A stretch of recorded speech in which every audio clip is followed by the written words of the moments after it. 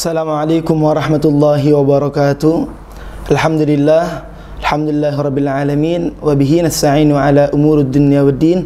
Wassalatu wassalamu ala sayyidil mursalin imamil muttaqin sayyidina Muhammadin wa ala alihi wa sahbihi ajma'in, amma ba'd. Alhamdulillah, sekarang kita ini berada di Daim TV. Sekarang bersama saya ataupun bersama Ana ada Ustadz Arif, termasuk daripada lulusan alumni Darun Naim. Dan sekarang saya pengen bertanya kepada Ustadz Arif, kaif halak ya Ustadz Arif? Alhamdulillah bikhair wal afiyah. Dan sekarang saya punya kesempatan pengen bertanya kepada Ustadz Arif bagaimana pengalaman dia selama tonton.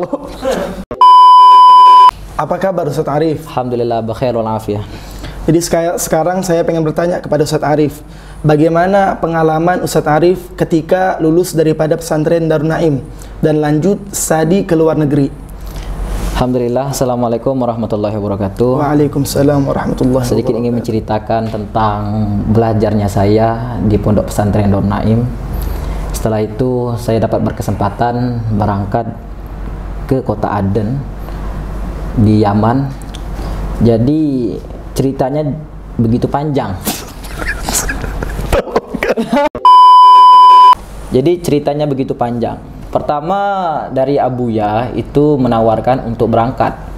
Alhamdulillah Abuya ngasih berangkat tepatnya itu di kota Aden. Dan di situ Abuya mekoneksikan kepada Ustadz Faisal namanya. Nah, itu saya pas itu waktu di Jakarta. Nah, saya berangkat itu dari sini ada sekitar 5 orang. Yang pertama saya, habis itu Yuhib, Azmi, setelah itu Syekh Fahmi Azhar, siapa satu lagi? Lukman Hakim. Nah, 5 anak ini. Alhamdulillah berlima kita berangkat ke Jakarta. Di situ kita berangkat itu bersama Abuya. Tapi sebelumnya itu saya berangkat, saya minta ridho dulu kepada almarhum Abah Ridho. Nanya kan, jadi Abah itu nanya, "Udah siap belum?" kata almarhum Abah Ridho. Jadi saya bilang, "Alhamdulillah Abah, udah siap." Kan. Nah, ketika itu saya berangkatnya memang dari sini, bukan berangkatnya dari rumah. Emang dari pesan Abuya itu lebih bagus kamu berangkat dari pondok aja, biar lebih cepat, Abuya bilang kan. Jadi alhamdulillah pas pagi itu dapat kesempatan ketemu Abah Ridho.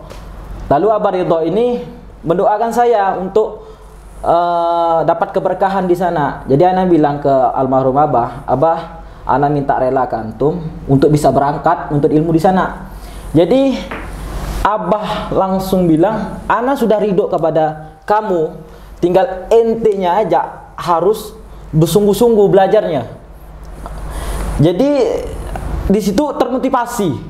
Alhamdulillah kita jadi hati ini tergugah dengar perkataan Abah yang menyupport untuk belajar di sana. Berangkat ke Jakarta, 5 orang anak itu pas ketemu dengan Ustadz Faisal. Dan beliau inilah yang mengurusi kami ketika berangkat ke Aden. Kami di sana dilatih pertama berbicara bahasa Arab bersama ustadz-ustadz yang ada di sana. Nama tempatnya itu kalau tak salah Fajar Hidayat kok salah. Kalau tidak salah itu nama tempatnya. Ya, kalau emang salah tolong dikoreksi. Jadi saya di sana itu sekitar 3 hari diajak berdiskusi bahasa Arab dan juga ditanya tentang kesiapan. Alhamdulillah menariknya di situ saya ditunjuk menjadi ketua Sapar dan wakilnya anak orang Padang, kalau tidak salah namanya Aditya. Nah, Aditya. Jadi saya sebagai ketua Saparnya di antara 30-an lebih anak. Di situ terbagi ada anak Padang, ada anak Malang, ada Jawa, Lombok. Jadi dari sekian banyak anak saya ditunjuk 2 saya sebagai ketua untuk ketua Saparnya, yang wakil Aditya dari Padang. Alhamdulillah perjalanan menuju bandara. Pertanyaan di bandara. Ketika sampai di bandara, kita langsung disambut oleh Habib Alwi Al-Kaf. Beliau ini yang langsung mengurusi kami di sana, langsung membawakan ke ribat ketujuan. Kat ya. Jadi pas saat itu saya mendarat di bandara San'ah. Kira-kira berapa jam itu Tarif? Dari Jakarta? Dari Jakarta ke San'ah itu sekitaran 9 jam. Nah, jadi 9 juga. jam terbangnya nanti sampai di Bandara San'ah, langsung disambut oleh Habib Alwi Al-Kaf. Beliau ini utusan daripada Habib Abu Bakar Masyhur.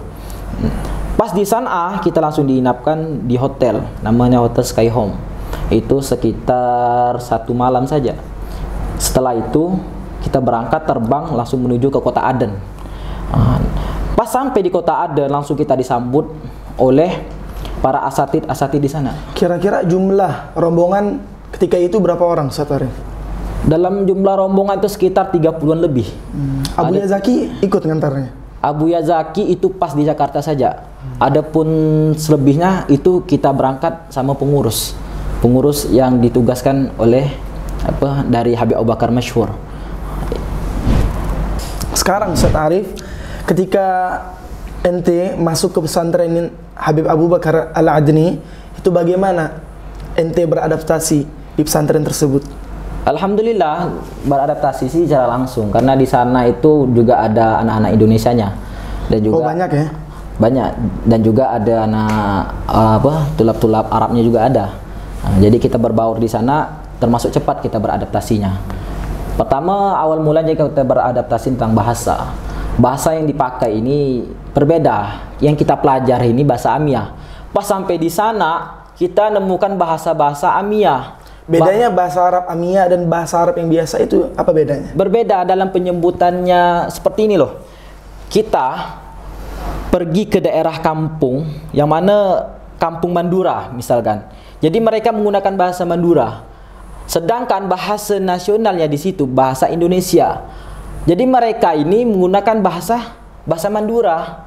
Jadi kita yang hanya bisa dengan bahasa Indonesia ini tidak paham dengan bahasanya yang pakai.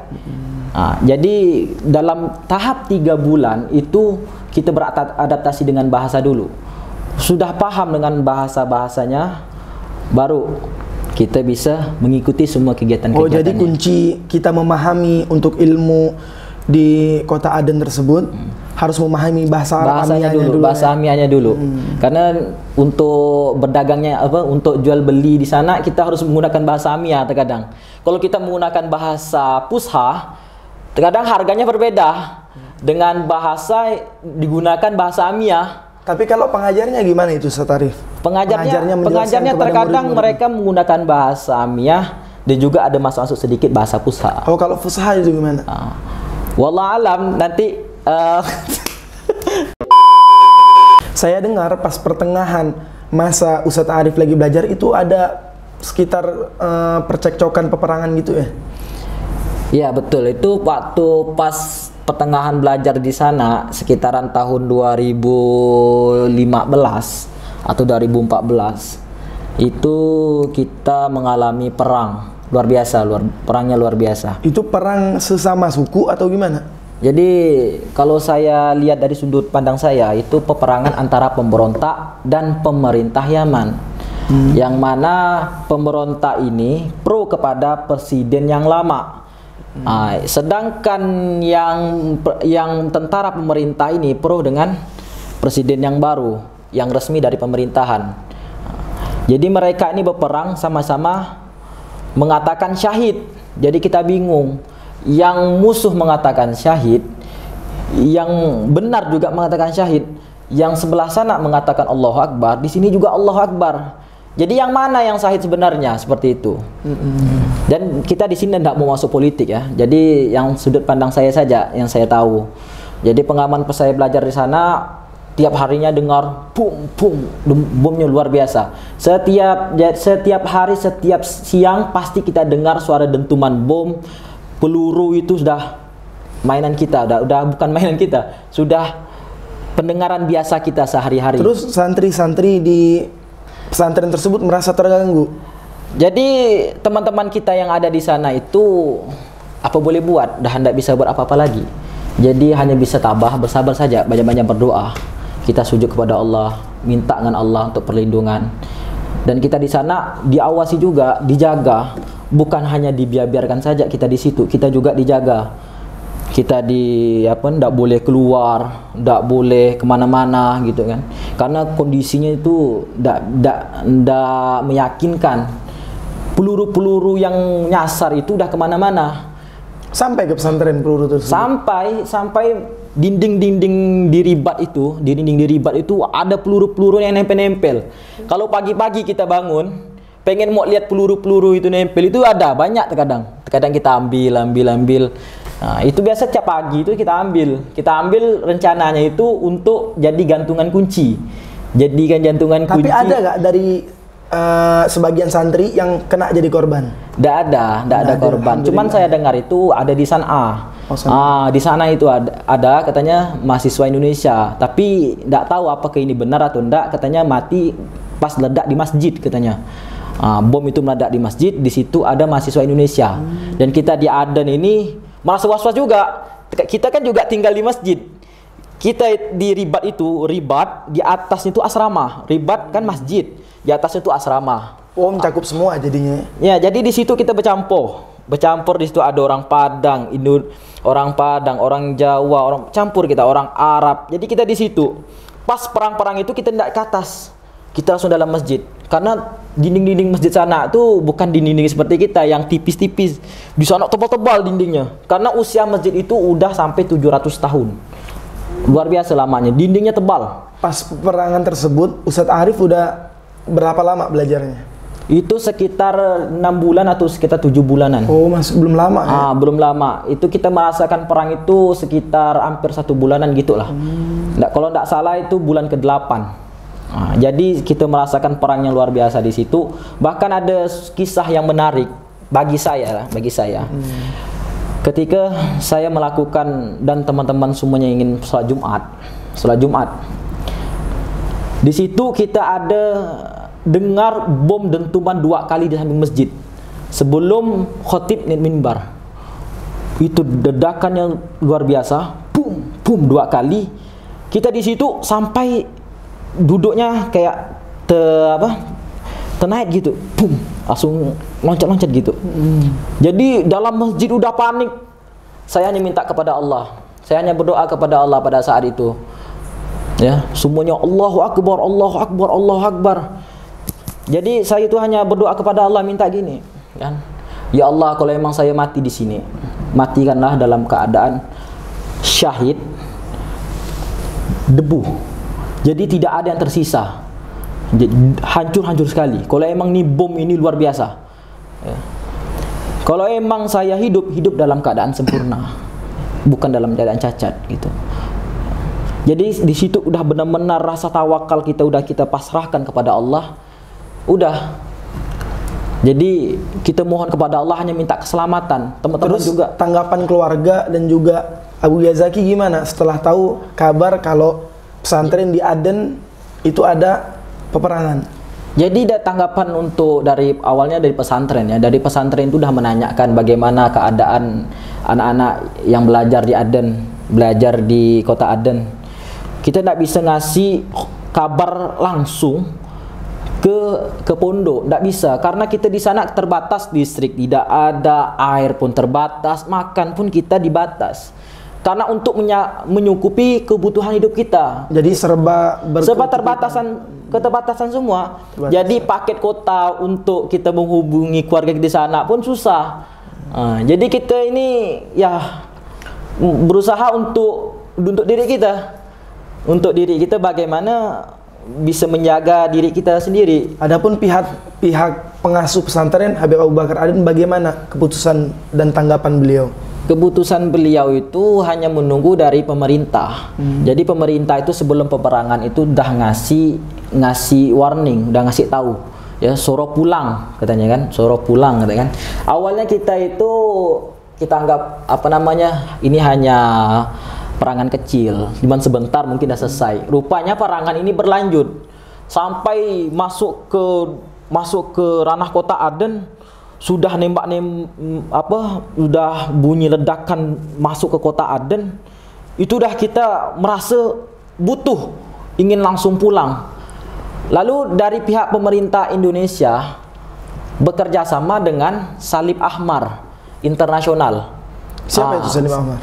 Itu kayak penolong tingkat internasional, Salib Ahmar.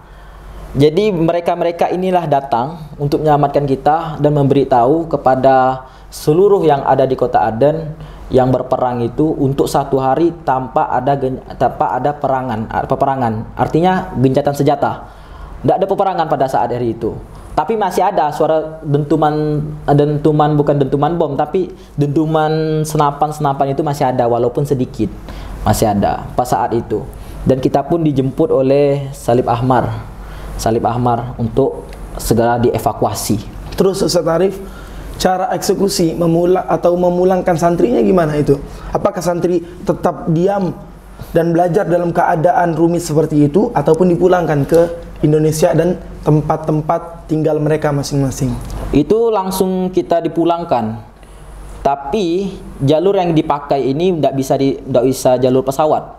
Karena jalur pesawat ini sudah rawan ya. Sudah hancur, tidak bisa dipakai untuk terbang. Jadi bandaranya itu udah hancur. Udah hancur sama sekali. Jadi kita itu pakai transportasi kapal. Kapal. Ada kapal. Kapal itu besar, cuman terbuat dari kayu. Yang mana kita lihat itu dari mata kita, itu kapal sepertinya ngangkut-ngangkut hewan ternak. Di situ kita bergabung sama anak Malaysia, ada orang Arab Saudi, ada orang Amerika, Thailand, India, ada banyak negara di situ dalam satu kapal itu. Jadi kita rame-rame itu di kapal. Dalam satu kapal itu ada berapa negara, dan kita menuju ke daerah Afrika. Dan negara Afrika. Cuman sebelum kita naik kapal ini, awal mulanya itu pertama kita pergi ke pelabuhan itu tidak jadi. Karena pas kita evakuasi awalnya itu pergi menuju ke pelabuhan, kapalnya itu tidak datang. Jadi kita harus segera cepat-cepat untuk kembali lagi ke Ribat. Karena kalau sudah semakin malam itu peperangan udah semakin heboh lagi. Jadi kita itu langsung masuk ke bis lagi cepat-cepat, balik lagi ke Aden. Balik lagi ke kota Aden, ke Kreator. Masuk lagi di sana. Pas kita mau evakuasi, ada suara bom besar. Sampai kita itu anak-anak semua itu nunduk jongkok gitu. Karena takut bomnya serpihan batu atau apa itu menimpa kita. Jadi pas ledakan boom, langsung kita duduk gini, langsung menunduk gitu. Itu pas evakuasi yang nggak jadi, kapalnya nggak datang. Dan keduanya ini kapalnya datang, lalu banyak negara yang lain pun ikut bersama kapal Indonesia yang dikirim oleh pemerintah Indonesia, kapal itu. Dan di situ ada anak Malaysia juga, anak Malaysia, Amerika dalam satu kapal itu. Kapalnya kapal kayu.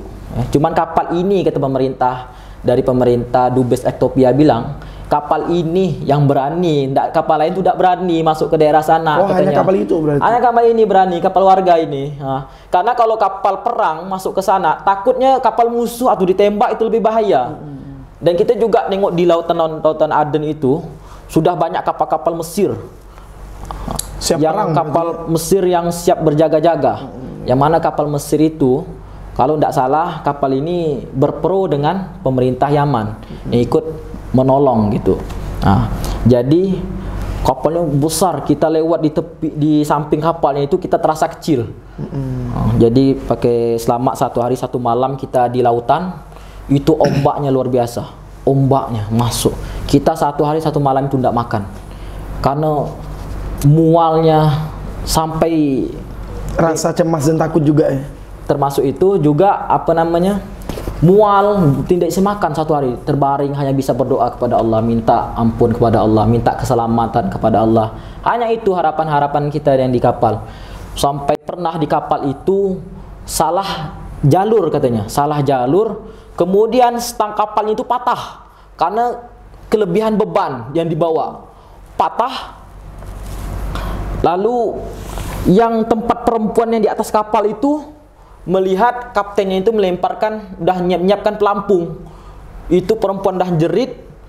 Kita tuh nggak tahu, kita keadaan tidur, cuma dapat cerita aja. Jerit, alhamdulillah kaptennya itu agak maksudnya kreatif lah dalam hal menanggapi masalah. Bertanggung jawab. Dia udah nyuruh anak ABK kapalnya udah menyiapkan pelampung. Dia udah berpikir untuk bagaimana bisa menyetir balik lagi untuk kembalikan arah. Karena menyetirnya itu berhadapan dengan ombak. Jadi tidak kuat nih, ombak sama beratnya muatan kapal nih susah. Jadi susah. Alhamdulillah berkat rahmat Allah Subhanahu wa taala memberikan pertolongan kepada kita semua di situ. Kita pun tidak lepas-lepasnya berdoa, baca wirid Hizbul Bahar, semua amalan yang telah kita amalkan di kota Aden, amalan yang telah diajarkan oleh guru-guru kita, terutama Al-Habib Abu Bakar Masyhur juga telah mengajarkan kita. Berkat doa-doa mereka kita sampai ke Afrika. Alhamdulillah di Afrika itu kita disambut oleh pemerintah Indonesia. Alhamdulillah, terima kasih. Setelah itu juga disambut oleh pemerintah kedutaan Malaysia, kedutaan Arabia, Saudi Arabia. Di situ ngumpul semua, kita berblok-blokan. Yang mana duta Indonesia itu kita sama mereka semua Malaysia terpisah-pisah. Dan kita juga diungsikan di hotel-hotel yang ada di kota Afrika. Nama negaranya Djibouti. Kita di situ kalau tidak salah kita 3 hari di sana. Karena apa? Karena untuk membebaskan visanya itu. Untuk visanya mungkin sampai 3 hari. Kemudian setelah itu di Afrika kita berangkat. Dari Afrika ke Indonesia? Enggak ke Indonesia langsung. Dari Afrika langsung kita berangkat ke Qatar. Ke Qatar. Transit sekitar 4 jam. Habis itu kita berangkat. Naik pesawat itu? Naik pesawat. Habis itu kita berangkat ke Indonesia. Dan ajibnya di sini, pas kita sampai ke Afrika, kita tuh saling cerita-cerita asik sama teman-teman kita kan. Pengalaman ya? Pengalaman juga. Bagaimana keluargamu di sana, yang di rumah udah dapat kabar belum? Mereka juga bilang belum kan. Saya juga bilang seperti itu. Kabar keluarga saya pun juga tidak tahu bahwa saya ini udah sampai di Afrika. Taunya mereka itu, orang tua saya itu, saya masih di Yaman. Setelah itu teman saya yang dari Padang ini dia bercerita, pas di saat kapal yang gelombang besar itu, dia bilang antara sadar atau tidak sadar, antara tidur dan tidak tidur, dia melihat di atas kapal itu ada Habib Abu Bakar Masyhur yang berdiri di atas kapal seraya berdoa terus di atas kapal gini, minta keselamatan dari Allah. Masya Allah. Ini ya, subhanallah, saya juga terharu mendengarkan hal seperti ini. Abu Bakar tuh sampai di atas kapal itu antara sadar dan enggak gitu, melihat ada Habib Abu Bakar berdoa di atas kapal untuk anak-anak yang dia asuh nih agar diselamatkan oleh Allah. Jadi dalam artian tuh guru kita tuh juga dah hanya melepaskan, juga berdoa minta kepada Allah, minta keselamatan, tahu bahwa keadaan santrinya bagaimana kondisinya, beliau sangat tahu. Dalam wawasan beliau terus ya. Luar biasa. Jadi kita juga habis itu terharu, lalulah kita mengirimkan Al-Fatihah ke beliau. Jadi kita juga merindukan beliau, sosok beliau. Ya, insya Allah kita juga bertekad kembali kepada teman-teman juga untuk bisa kembali ke kota Aden. Kita pun sudah rindu kota Aden sekarang ini kan. Jadi sana juga ada teman-teman kita yang di Aden, juga menanyakan ya, kapan katanya untuk bisa pulang ke Aden kan. Saya katakan tunggu benar-benar aman, bahwa saya kalau ada rezeki saya pulang ke Aden.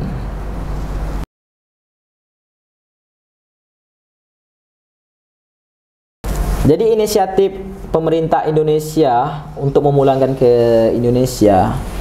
Jadi pas sampai di Qatar itu kita langsung 4 jam di Qatar, transit, kita langsung pulang ke Indonesia.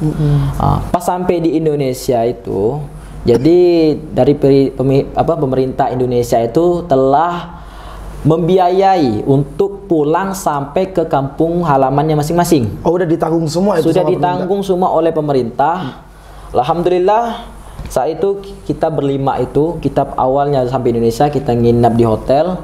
Setelah nginap di hotel, langsung kita diberangkatkan oleh pemerintah ke wilayah asal kita masing-masing. Wilayah masing-masing ya. Terbang menuju ke kota Pontianak. Alhamdulillah pas sampai kita di kota Pontianak, keluarga-keluarga itu semua udah menunggu di bandara. Ramai semua. Semuanya sangat rindu dan juga pengen melihat anaknya tampil hadir dalam keadaan sehat di depan mereka. Jadi yang tidak ada pada saat itu cuman orang tua saya, tidak ada. Karena emang tidak saya telepon orang tua, karena saya takut orang tua saya repot. Hanya sekedar menjemput saya di bandara dalam waktu malam. Jadi saya khawatir, tidak mau, lebih bagus saya pulang sendiri sampai ke rumah. Pas saya dijemput, udah habis itu saya nginap di rumah teman saya di sini, namanya Husni. Beliau itu juga teman belajar saya waktu di Aden. Cuman bukan anak santri Nur Naim. Dari pesantren lain ya? Dari pesantren lain, tapi beliau sudah ada di sana. Pas ditanya-tanya, berbincang-bincang, rupanya tidak jauh dari sini tinggalnya. Saya tinggal 1 malam di sana. Kemudian saya diantar pulang olehnya. Dan saat itu orang tua saya belum tahu bahwa saya ini sudah sampai di Indonesia, bahkan di Pontianak. Padahal orang tua saya itu udah nangis-nangis, udah baca Yasin setiap malam Jumat, mengharapkan keselamatan. Dan setibanya saya di rumah itu tidak tahu, orang tua saya tidak tahu bahwa saya udah di Pontianak. Jadi sangkaan mereka udah negatif udah ya? Jadi orang tua saya itu bilang, kalau emang Arif itu meninggal di sana, kita ikhlaskan. Sampai gitu orang tua saya ngomong. Saya dengar kata dari cerita itu, orang tua saya bilang itu, emang Arif ditakdirkan untuk syahid di sana, kita di sini ikhlas semua. Jadi pas sampai itu di rumah, kita kedor rumah jam 10 malam kita sampai di rumah itu. Pinyo itu ya? Sungai Pinyo. Sungai Pinyo. Jadi saya kedor, assalamualaikum, assalamualaikum. Jam 10 itu dibuka pintunya. Kebetulan yang buka tuh langsung ayah. Ayah yang buka, langsung lihat dalam keadaan, pertama tidak percaya, ditutup lagi jendelanya. Oh, ditutup lagi ya? Tidak percaya. Ujung-ujung dibuka, langsung dipeluk saya, dicium. Habis itu dengan terharu-harunya di situ, alhamdulillah. Tapi beliau juga sempat kecewa, kenapa tidak ngasih khobar gitu, kabar bahwa saya itu sudah sampai di Indonesia, di Pontianak. Cuman niat saya itu hanya satu, tidak mau merepotkan mereka.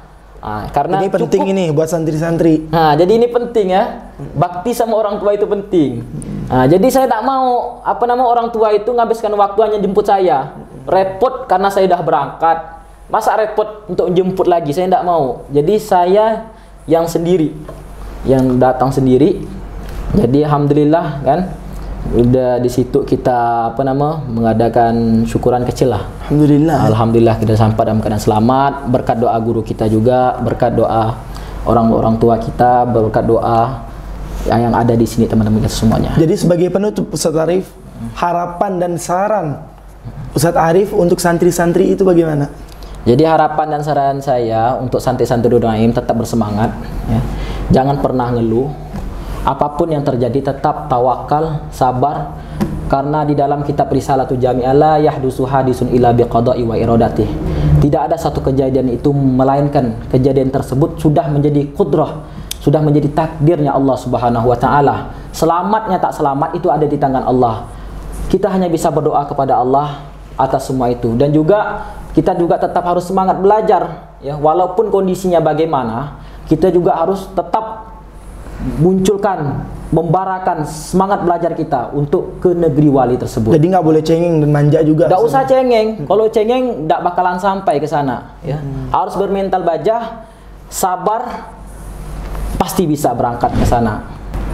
Oke, mungkin sampai di sini aja sesi pertemuan kali ini, dan insya Allah akan ada pertemuan yang selanjutnya, dan insya Allah juga dengan narasumber yang selain daripada Ustadz Arif. Untuk itu simak terus dan ikuti terus.